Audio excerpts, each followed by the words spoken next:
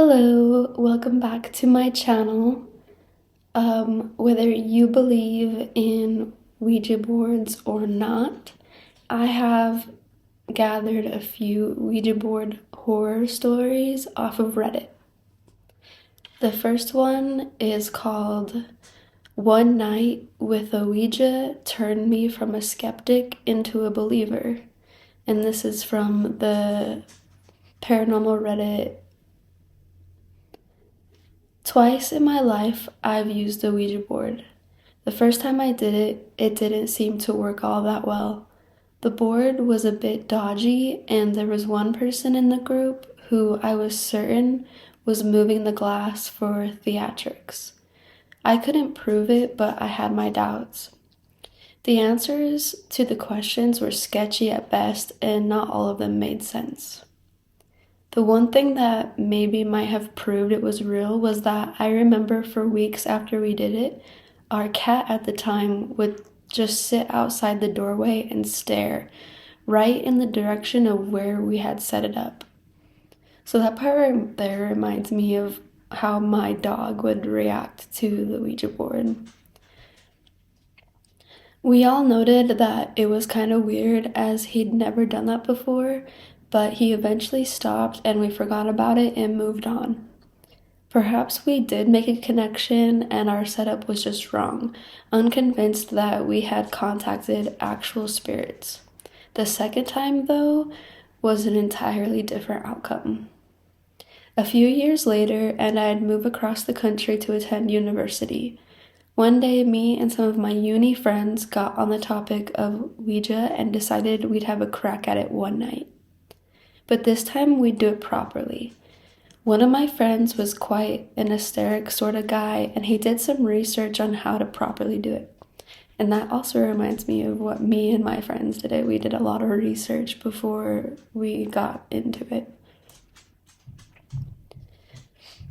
None of the others besides me had tried Ouija at this point, so we were mostly going in blind.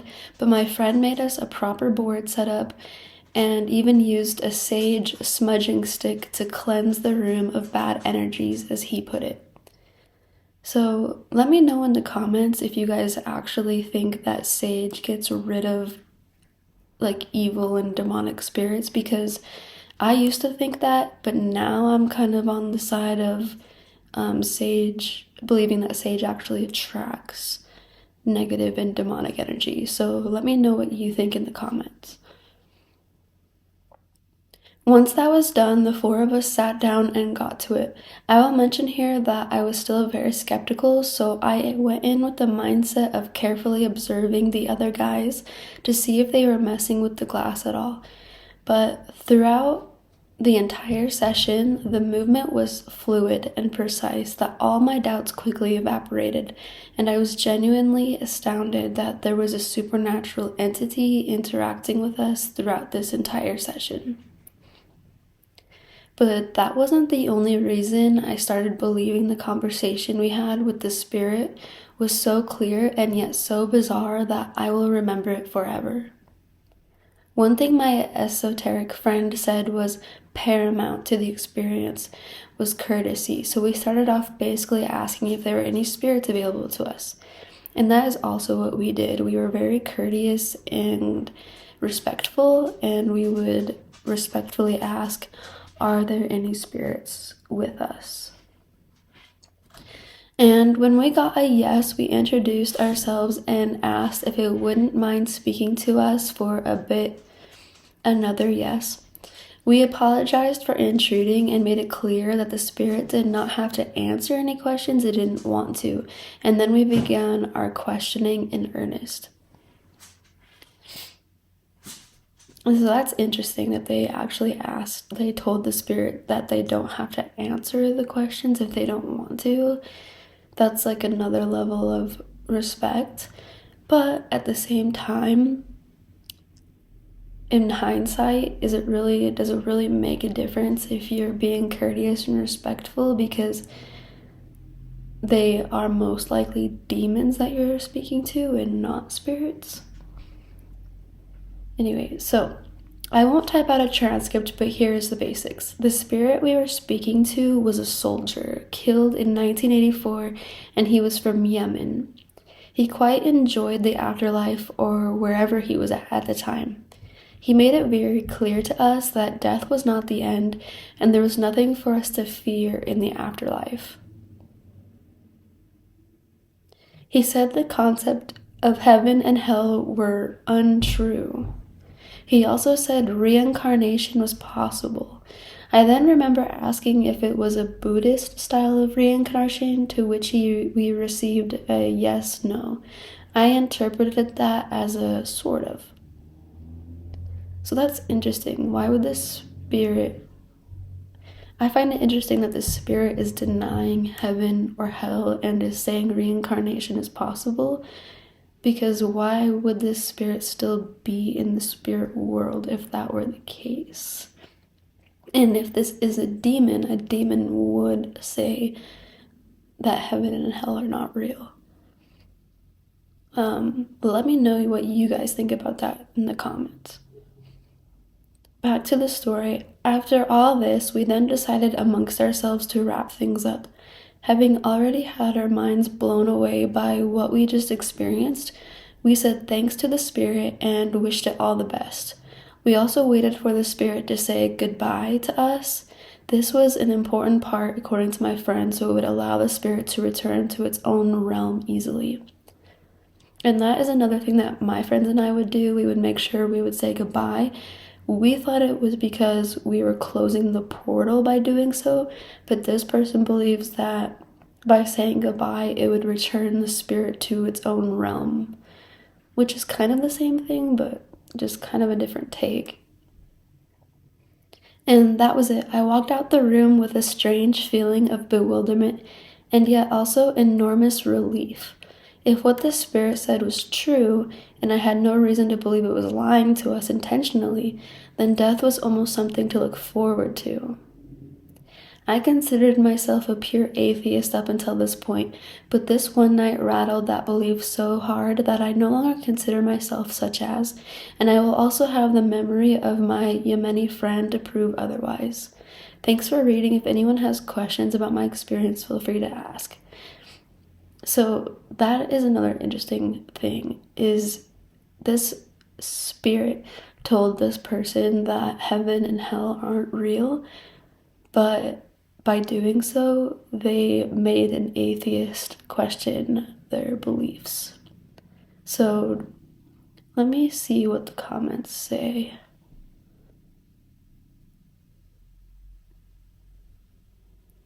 Another update is one thing I will add that I forgot to mention in my post was just how surprised all four of us were when we later looked up Yemen and read about all the conflict occurring there. 2 of our group were Australian and 2 were American exchange students, and we had never really heard or learned about any of it really.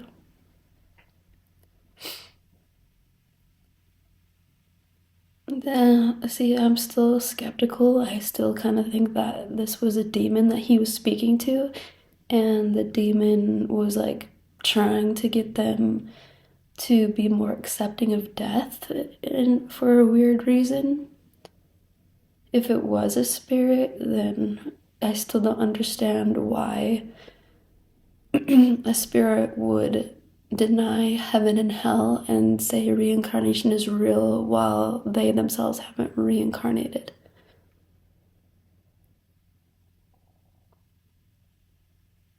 But he doesn't really have any other updates about his beliefs.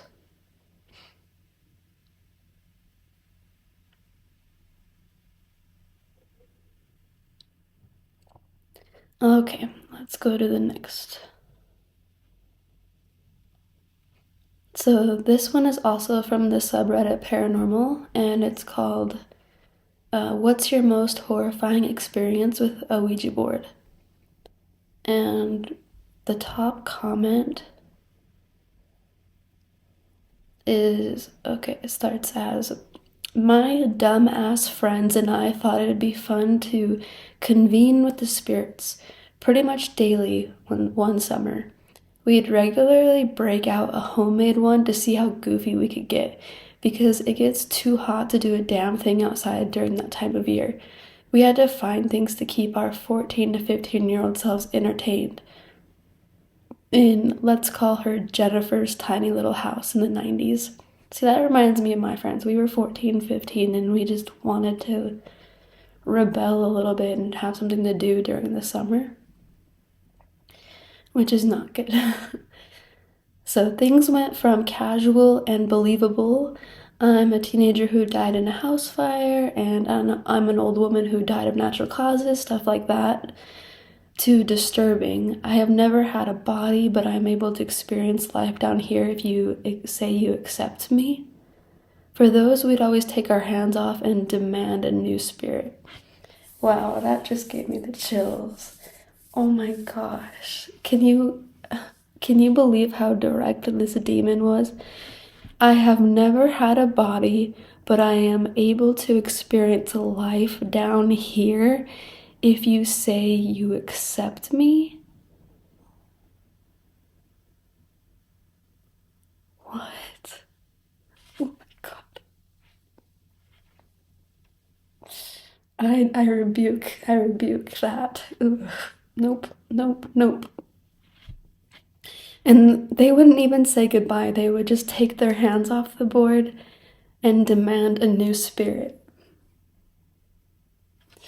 Okay. The first part of that I relate a lot to. I'm a teenager who died in a house fire, I'm an old woman who died of natural causes, stuff like that, because we had a lot of spirits that would come and we'd ask them how they died, and it would be like car accident or fell off a building and like random stuff like that. But wow, yeah, that demon coming out and just being, hey, I'm a demon, I'm down here and I want you to accept me. No. Mm-mm. And they kept going after that too. So after what was essentially auditioning them, LOL, the gang and I managed to settle on a rather gentle entity who went by AJ Duke. AJ said we could talk to him pretty much whenever we wanted.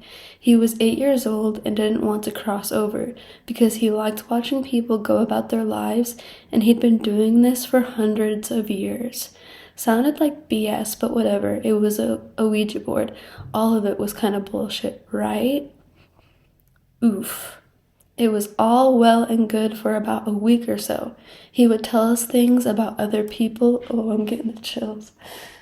This one is so creepy. Oh my gosh.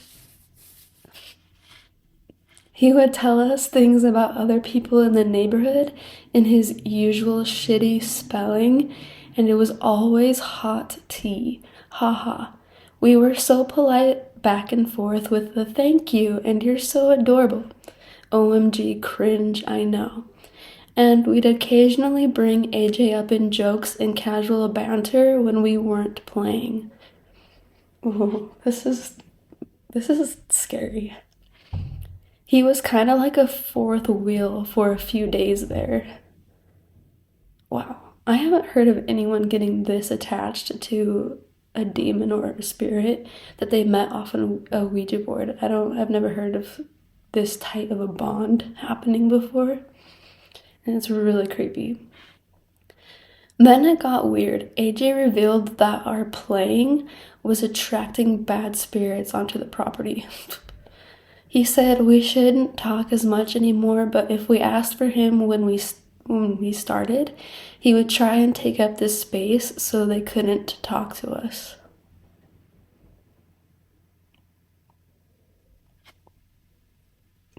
We felt so protected by this little dude, corny as it sounds. AJ was always around and game to talk when we sat back down to gab. Soon, though, we started noticing the damn thing getting faster and stronger. Oh my gosh, I'm getting the chills.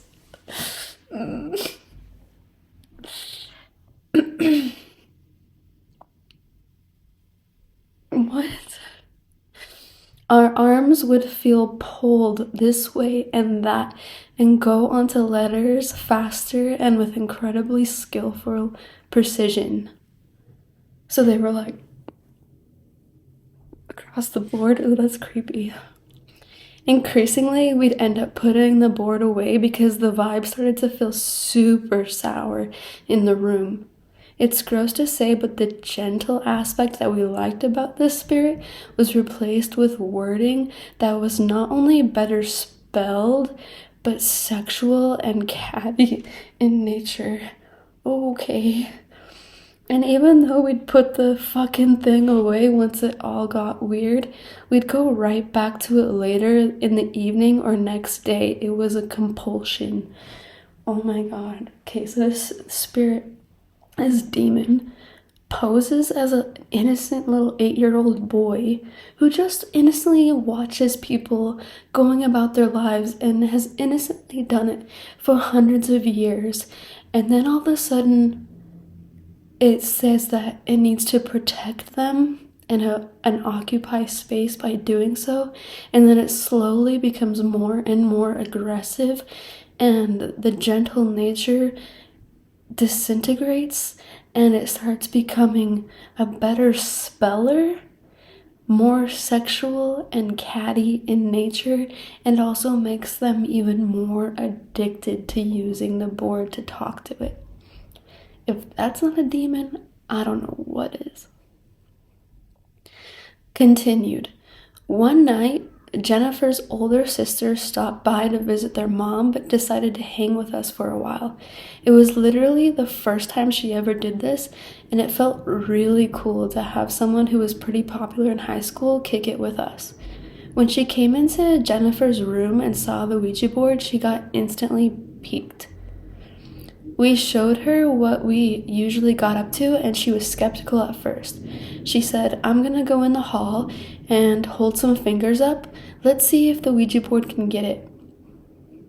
So she does, and one by one, it kept nailing it. You could see the smirk wipe off her face and go into something akin to fear. Then you could see the fear go into a desperate curiosity. She sat down and played with us, getting some gossip about her parents' divorce that we didn't even think to ask about. It didn't take long for the sexual catty stuff to get cranked up. She was looking at us with a face that also felt the air shift. When we did our usual bellyache and hands-off ritual over it, though, she protested. She thought this was when it really gets interesting. It suggested we hold a seance. Guess what, gang? Went along with it because cool big sis got super excited at the idea. Sigh. So we did. The board told us to get into a circle and hold hands, then call for a spirit to appear. Oh my god. You have to be crazy. You have to be out of your mind to get into a seance and call upon a spirit because a Ouija board told you to. Mind, the Ouija isn't spelling things out as cleanly, lol. It'd be something like circle without the E, hold hand, invite, and that's the good spelling. I can relate to that when we would do the Ouija board. It mainly with us would use abbreviations and like just the first letter of words to communicate. It rarely ever would spell words out completely and correctly. Which makes sense because demons don't know how to spell correctly. Nothing was happening at first, in spite of Big Sister's insistence that if you're there, show us a sign on repeat. Nope. Still, our big round eyes would look around at one another. I'm not sure if we were hoping something would happen or if we were waiting for another to call it off. Nobody wants to be the ultimate nerd, though. If we played our cards right, we might can hang with her crew as they smoked cigarettes between classes and genuinely looked beautiful and badass. So some real peer pressure here.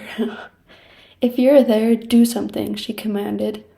A newspaper clipping taped to my friend's mirror flickered, and we all jumped, but she confirmed it was the ceiling fan and said it does that periodically. Whew.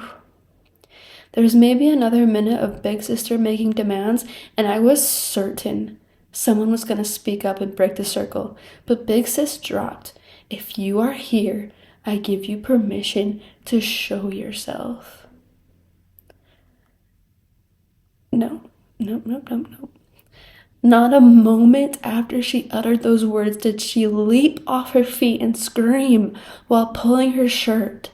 Get off me! She was screaming, and Jennifer immediately hopped up and pulled the cord to turn the light back on.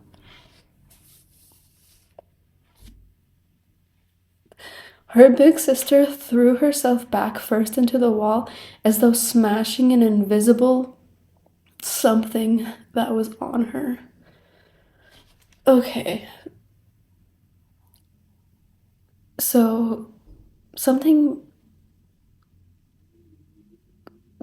crawls on her, gets on her after she asks it to show themselves, and she leaps off of her feet while screaming and pulling her shirt. Get off me. Her sister turns the light on, and her older sister throws herself back first into the wall, smashing something that was on her back. So something was on her back, and she was saying, get off me, and pulling her shirt, and then she smashed it into a wall. Oh my god. Ew, ew, ew, ew, ew, ew, ew. So gross. I remember a single stream of spit hanging from her mouth as it hung open for a moment. It was just really odd to see a cool person looking decisively not, but I digress. It was fucking terrifying. She spun around and screamed, "What is it?" over and over, and just below her bra strap were 3 scratches in some places deep enough to draw a bit of blood. Oh my gosh, that's like some Sixth Sense stuff. Oh no. We instinctively huddled around her, cloaking her in a protective shield, but had no fucking clue what to do except move that huddle downstairs and into the living room where her mother was watching TV. She leapt up and took a look at Big Sis's back as we frantically explained. I actually hate that I drew this out, but it literally looked like this. Oh my gosh, there's a link to a picture. I'm scared.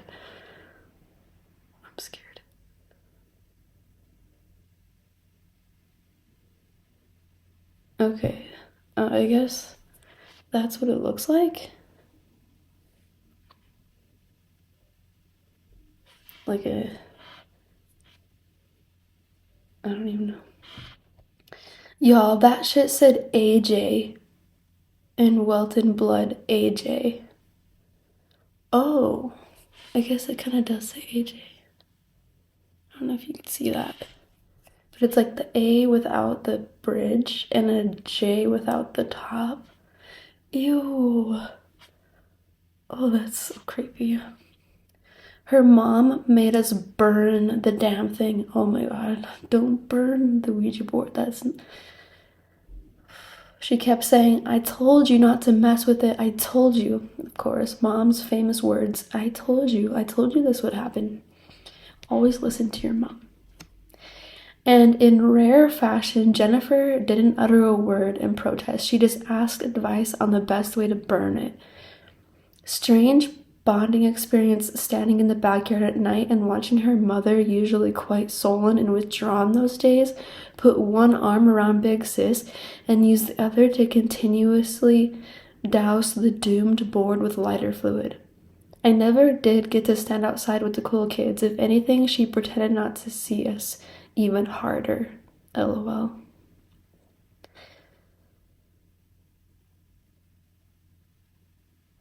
Oh, jeez. And then the top comment from someone it says, "This is almost exactly what my experience was like with a Ouija board, starting using it with high school friends and it turned into a compulsion." Yeah, that's like what happened to me and my friends too. It became an addiction. It could answer impossible questions, and it was always the same spirit that would be called. Then slowly the energy became more and more negative every time we used it, and our arms would move at insane speeds the second we would touch the planchette.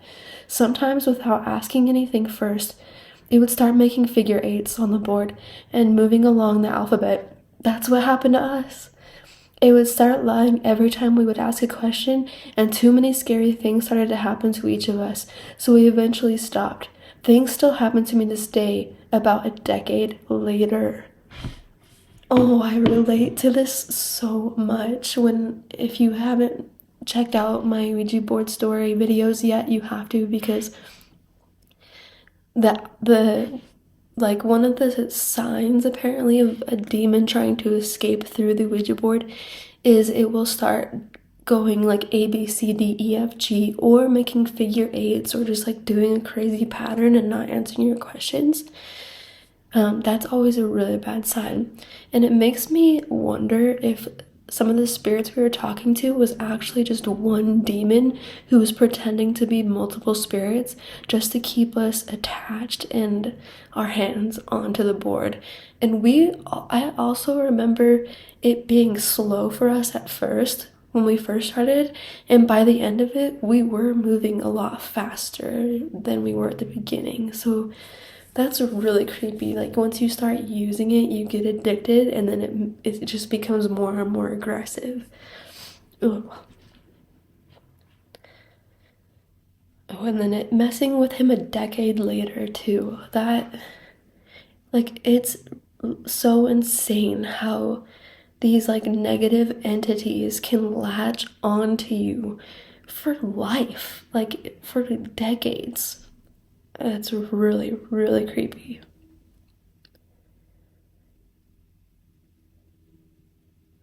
Let me see if there's any other updates from this guy.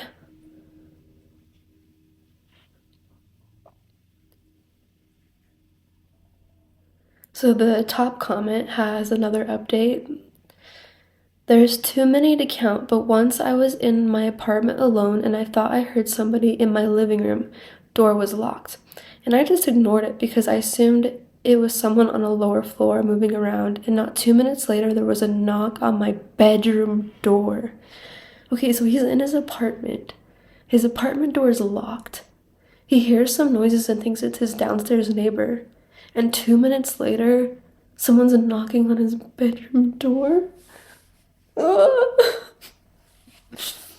I didn't get up and check it because at this point, these sort of things have happened so many times, I knew it was paranormal.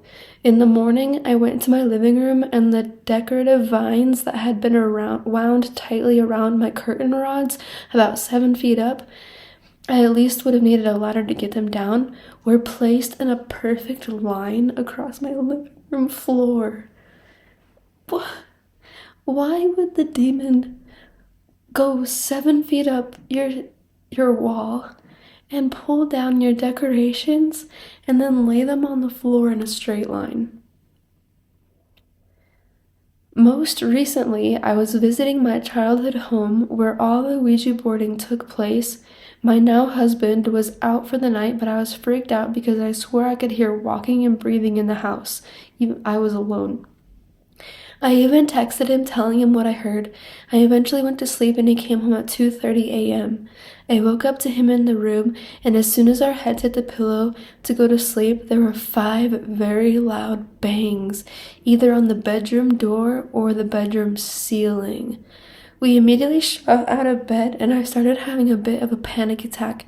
But we had to search the entire house because my husband assumed it was somebody in the house. I knew all along we wouldn't find anybody, and we didn't. We finally went to bed again when we decided the house was clear, and I lied there for a long time, terrified to go back to sleep, and we heard a loud creak of a door opening upstairs. Yeah, so it sounds like this demon is really is like thriving off of her fear. Hence the like random sabotage of her decorations, the knocking, the noises, the bangs. It These things feed off of fear. So you can't let them win. You can't.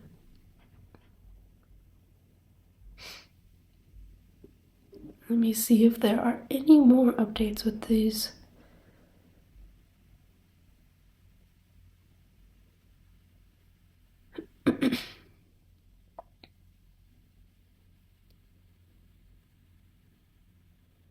Okay, the second top comment for your most horrifying experience with a Ouija board. When my mom was a little kid, her dad was killed in a road traffic collision, and my nan went through a phase of trying to contact her dead husband with Ouija boards, with the help of an old aunt who was into all sorts of creepy shit, and whatever came out of that boards has haunted my family for decades. Oh, that's awful. It seems to have attached itself to my mom's older sister.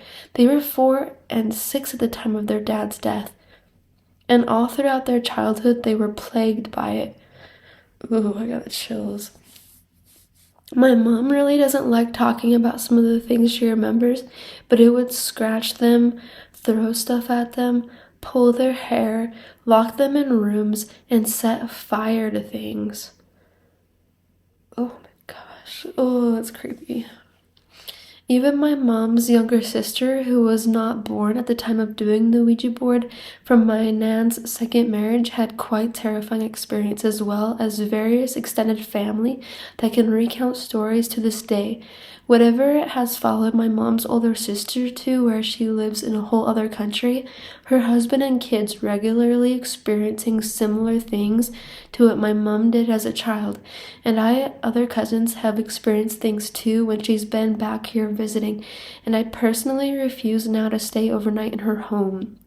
For the last decade, I've stayed in a nearby hotel when visiting the country. Just do not touch them. It is not worth it. My aunt didn't even do the board herself, but her life and the rest of our lives by extension have been plagued by this thing. Edit. Many blessings and whatever have been tried, nothing has ever worked. Oh my gosh. If that doesn't scare you away from ever using a Ouija board, I don't know what does. But I really hope that my mistake hasn't affected my family that much. I'm sure it has to a certain degree, though.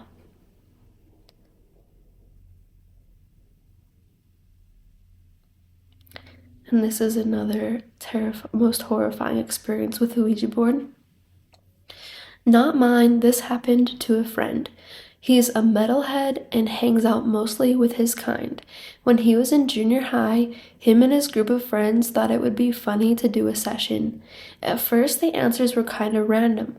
No one was truly convinced it was working. One of these guys had a friend, a classmate, who was about to participate in a taekwondo tournament. He was the only one out of the group who knew the name of his friend's rival. He asked what she, the rival, called, and the board gave a different name. He said, "That's not her," and they took it even less seriously. Then they asked what was the entity's name. My friend doesn't remember the exact answer, but he said it sounded like how you'd expect a demon to be called. Something creepy. That happened on a weekend. On Monday, they went back to school and told their classmate, the one who participated in the tournament, that the Ouija had given them a wrong name. They said this jokingly, but the classmate told them that the fight was canceled last minute and wrote on the board the name of her new rival, which coincided with what the board had told them except for one letter. It was a very, very unusual name. Nobody could have known it at the time of the session.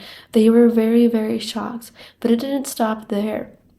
My friend recalls they all went through some weeks of bad luck. Silly things would happen to them, all of them, like a black car almost running over one of them in a parking lot and stuff. They naturally didn't tell their families what they had done, but the worst thing happened to the sister of one of them.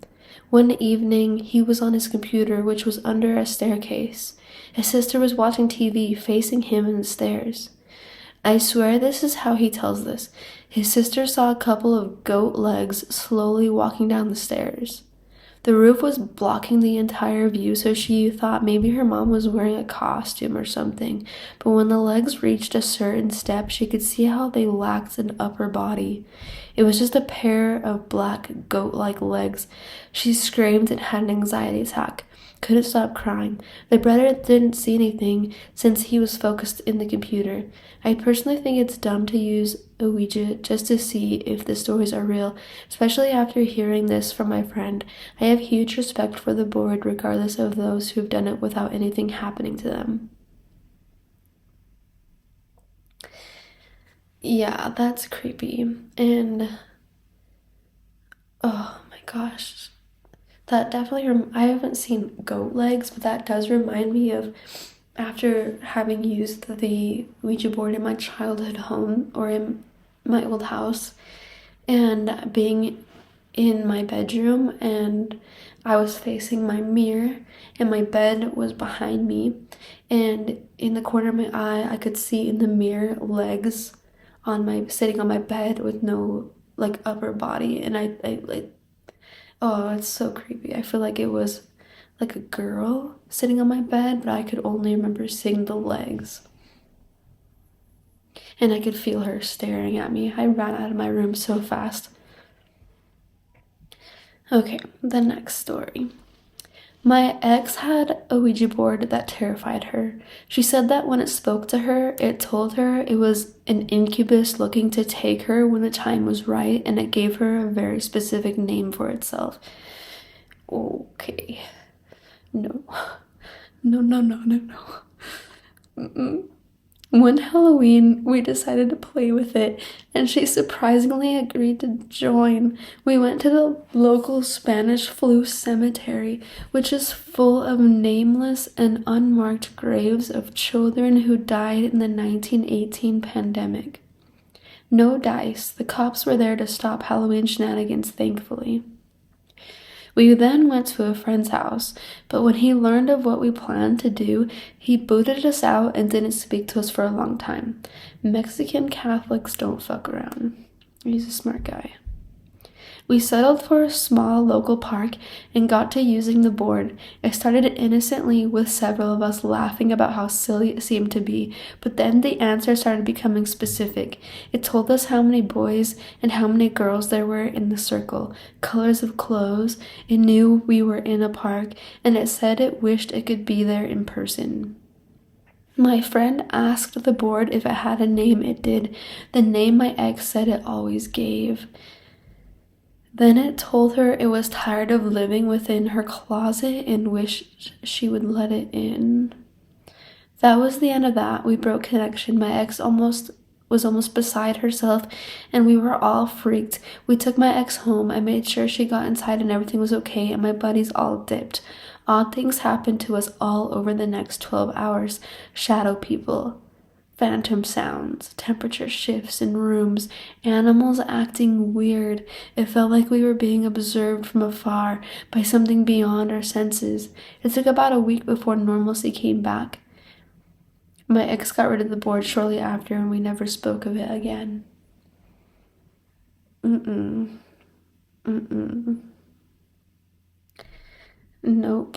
Nope, nope, nope, nope, nope. I rebuke this. I rebuke all of this. God, that is so creepy. And it makes me wonder like, with Ouija boards, I feel like it's more common for just one demon to appear and stick to the board and, like, either pretend to be different people or just, like, continue coming back as itself. But I'm having a hard time thinking that it doesn't leave the board in the spirit realm. Instead, it just sits there and waits for you to come back and making you more and more addicted each time you do. Oh my gosh. And this is the next story. One night, my friend and I were messing around with one on the front porch of her dad's house. To set the scene, he lived out in the country in an early 1900s American farmhouse. The kind that has a front porch that runs the whole length of the front of the house, and the porch has its own sloped roof separate from the house's roof. I can't even remember what we were asking the board, but after a few minutes of the basic stuff, is there anyone here, spell your name, etc., all of a sudden, out of the dead silence of the night, we heard a loud plop coming from the roof of the porch above us. Then plop, plop, plop, plop, plop, plop, down the whole length of the roof. Above us, something was walking up there, and it was definitely big and definitely bipedal. It sounded like human footsteps, except the plops were more concentrated than a person's shoe would sound like. I shit you not, it sounded just like fucking hooves. I got a chill just remembering and typing this. We noped off that porch and back into the house so quick, but not before my friend remembered to move the planchette from the board, which was on the table, to the ground below the table. She said she had always heard if you leave the planchette on the board at the end of a session, it invites whatever you made contact with into this realm. And I shit you not, when we went back on the porch the next morning, the planchette was back on the board on top of the table. What is up with hooves? This is 2 stories in a row where hooves were involved. I've never heard of that before. That is so scary. And how the hell did the planchette get back on the board on top of the table? Ugh. And the comment below that is, this happened at a hotel I stayed at some time. It was one of those isolated places in the hills. I heard loud bipedal steps on the roof in the middle of the night. It literally woke me up. That's how loud it was. Turns out it was a monkey. Apparently it's an ordinary phenomenon there that morons running the hotel really ought to share this nugget of information with guests while they check in. Scared the living hell out of me. Okay, so that wasn't a Ouija story. That's just a funny story. Alright, I'm going to continue reading these. I'll read one more. I have a few, but the first time I ever did a Ouija board was when I was like 11. It was me and 2 of my friends. We'll call the friends Katie and Taylor. Katie's older sister we call Lauren, and her friend we'll call Sam. Had us come upstairs. Lauren and Sam had a talking board. Basically, it was a super girly looking Ouija board with a kitty on it.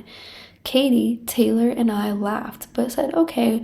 We all put our fingers on the piece, and it was very quickly started moving across the board. It spelled out run. My friends and I freaked out and yanked our hands back. Lauren and Sam busted out laughing. They said they moved it to scare us. Katie started yelling at them as they continued to laugh at us. About that time, the bathroom light turned off. It made us all jump, as it was the only light we had on. Then it was turned back on. Taylor spoke up and said, okay, you got us, we're done. But Lauren and Sam seemed genuinely spooked. Then the planchette started to move towards me on its own. At this point, Katie, Taylor, Lauren, and Sam are all standing together opposite of me. I say, haha, very funny. I saw that coming from a mile away. When I looked at Lauren and Sam, all I saw was pure fear. They had no color in their faces and were just staring at the planchette wide-eyed. Sam finally spoke up in a very shaky voice and said, no, that's not us. And then Lauren very calmly said, guys, go now. We all took off downstairs and out the front door. Taylor and Katie started yelling again, saying, if that was you guys, cut it out and tell us the truth. But by now, Lauren and Sam were on the verge of tears and hyperventilating. I glanced up to the bedroom window. I saw the light in the bathroom turn off, and then a small black figure about my size sprinted past the window. No one else was in the house. Lauren and Katie's older brothers were both off at college. Their dad was still at work, and their mom had to run to the store and wasn't back yet. Katie and Taylor slept over at my house that night, and Lauren slept over with Sam. We never spoke about that experience to each other ever again.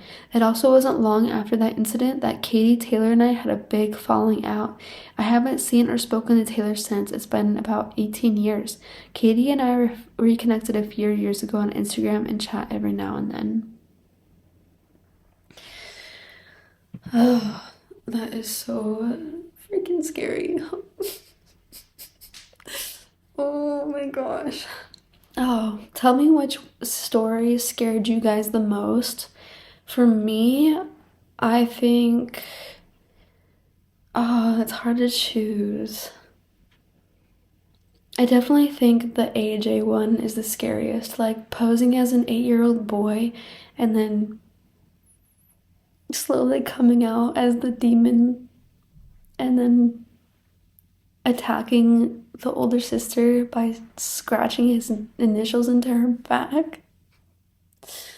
Oh my gosh. So here's another PSA.